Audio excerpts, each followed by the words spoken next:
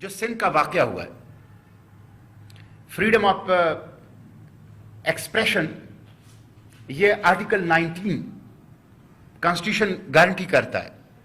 Freedom of association article 17 guarantee کرتا ہے constitution کا. پولیٹیکل پارٹیز کا، سماجی تنظیموں کا حق ہے کہ وہ ایکٹیویٹی کریں. لیکن سندھ کا جو واقعہ ہوا، آئی جی سندھ کو 2 بجے اغوا کرنا، اے آئی جی ایڈیشنل انسپیکٹر جنرل سندھ کو 2 بجے اغوا کرنا اور گن پوائنٹ پر ان سے دستخط لینا، یہ ایک افسوسناک اور شرمناک واقعہ ہے. اور اس سے پوری سندھ پولیس ایمبیرسمنٹ میں چلی گئی ہے، ایک شوق میں چلی گئی ہے. اور ہماری پولیس نے، وہ سندھ پولیس ہے یا باقی صوبوں کی پولیس ہے، انہوں نے دہشت گردی کے خلاف جنگ میں بے انتہا قربانیاں دی ہیں. افسوس کی بات یہ ہے کہ وہ آئی جی پی جو پورے سندھ کی سیکیورٹی کا ذمہ دار ہے، اسے اغوا کیا جاتا ہے، اس کے اے آئی جی کو اغوا کیا جاتا ہے، گن پوائنٹ پہ اس سے دستخط لیے جاتے ہیں. یہ کون ہے؟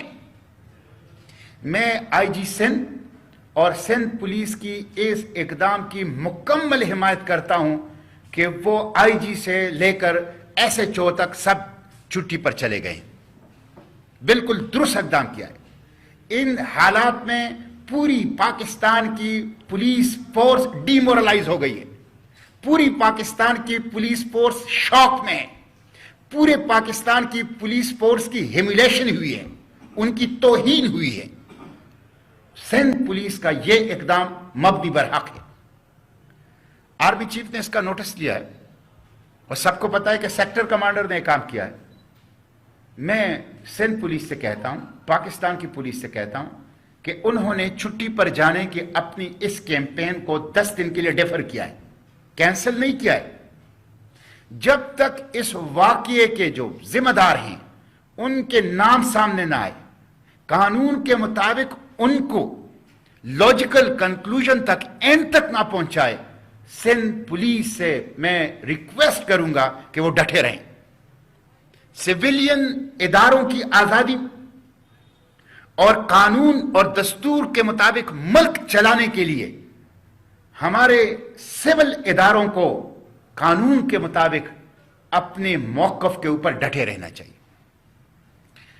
یہ بڑی افسوسناک صورتحال ہے اور ملک میں اس کا مطلب یہ ہے کہ اسٹیٹ ود ان اسٹیٹ ہے. ایک ریاست کے اندر ایک ایسی ریاست ہے جو اباؤ لا ہے، قانون سے بالا تر ہے. تو اس واقعے کی ہم مذمت کرتے ہیں اور سندھ پولیس کے ساتھ ہم اظہاری یکجہتی کرتے ہیں.